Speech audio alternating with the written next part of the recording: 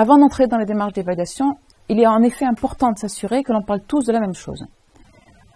En effet, l'évaluation ne doit pas être confondue avec des notions proches. Étymologiquement, évaluer signifie attribuer une valeur à quelque chose. Un commissaire-priseur, par exemple, estime la valeur d'un meuble ancien. Tout d'abord, nous allons voir ce que n'est pas l'évaluation. Évaluer ne signifie pas noter. En contexte scolaire, l'évaluation peut se définir en première approche comme le processus par lequel des informations sont obtenues au sujet des connaissances et des capacités d'une personne, alors que la notation, elle, est l'action de traduire l'appréciation d'un travail par une note, en chiffres ou en lettres, assortie généralement de commentaires. On peut donc déduire de ces deux définitions qu'évaluer n'implique pas nécessairement de noter, et que lorsqu'il y a notation, l'évaluation ne se résume pas à la note. Évaluer ne signifie pas non plus classer.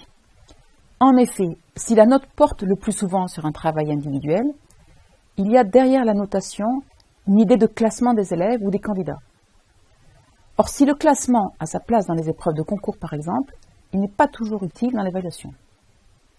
Ainsi, par exemple, dans l'évaluation des compétences ou des capacités, on vise davantage la validation des acquis individuels que le classement. Par exemple, lorsqu'il renseigne le bilan de compétences du cycle 4, l'enseignant atteste du degré de maîtrise des compétences sans attribuer de notes. Évaluer ne se limite pas non plus à vérifier la conformité à une norme. Contrôler consiste en effet à établir la conformité entre une production donnée et une norme préalablement établie. Ainsi, lorsqu'une évaluation prend la forme d'un QCM par exemple, questionnaire à choix multiples, la réponse produite est comparée à une réponse attendue qui constitue une norme. Mais nous verrons la semaine prochaine que les capacités attendues des élèves portent moins sur la conformité à une norme que sur leur aptitude à mobiliser à bon escient des ressources variées. Le travail demandé est d'ailleurs le plus souvent formulé sous forme de consignes et non pas de questions dont la réponse serait prédéfinie. Bien sûr, il est toujours possible de contrôler des connaissances, par exemple la maîtrise d'un lexique en langue. Mais l'évaluation ne se limite pas à la conformité à la norme. Donc, qu'est-ce que c'est que l'évaluation? Je vous propose maintenant une définition de l'évaluation que nous allons examiner ensemble. Selon De Kettel et Rogers, évaluer signifie recueillir un ensemble d'informations suffisamment pertinentes, valides et fiables, et à examiner le degré d'adéquation entre cet ensemble d'informations et un ensemble de critères adéquats aux objectifs en vue de prendre une décision. Je vous propose de reprendre la définition point par point. Évaluer signifie recueillir un ensemble d'informations suffisamment pertinentes, valides et fiables. Évaluer signifie en effet mener une sorte d'enquête.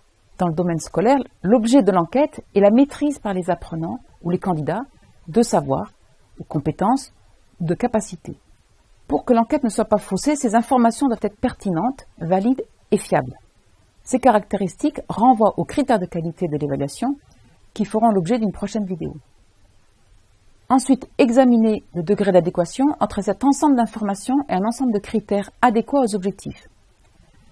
Dans une approche capacitaire, nous parlerons plutôt de capacité ou de compétences visées. Dans tous les cas, cela signifie que pour étayer l'enquête, il est nécessaire de se fixer des critères d'évaluation adaptés aux capacités et aux compétences que l'on évalue. Je vous renvoie pour cela au module consacré aux grilles d'évaluation pour aller plus loin sur les critères.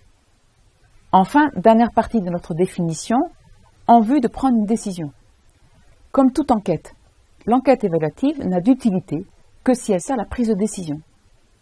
Soit dans le processus d'enseignement, il s'agit d'évaluation formative au service des apprentissages, soit dans la validation totale ou partielle d'un diplôme, il s'agit alors d'évaluation certificative.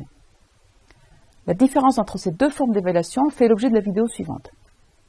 Pour finir, on pourrait penser que l'évaluation est une pratique individuelle de l'enseignant ou du formateur, alors qu'il s'agit davantage d'une pratique sociale. En effet, d'une part, elle répond à des attentes sociales, des acteurs de l'école, mais également des familles, des employeurs, etc. D'autre part, on peut dire qu'elle est construite socialement, par la transmission de rituels ou de traditions, par des échanges de pratiques, par des négociations, lors des harmonisations au sein d'un jury par exemple. L'évaluation est également une pratique institutionnelle, puisqu'elle répond à une demande de l'institution. en ce qui nous concerne, le ministère en charge de l'Agriculture et le ministère de l'Éducation nationale. Elle est une pratique institutionnelle également, au sens où elle est le fruit d'une histoire, d'un contexte. Tous les pays, par exemple, ne font pas le même usage de la notation. Ainsi, nous verrons dès la semaine suivante que l'apparition des compétences et capacités en éducation est liée à un contexte institutionnel et social plus large que le seul système éducatif français.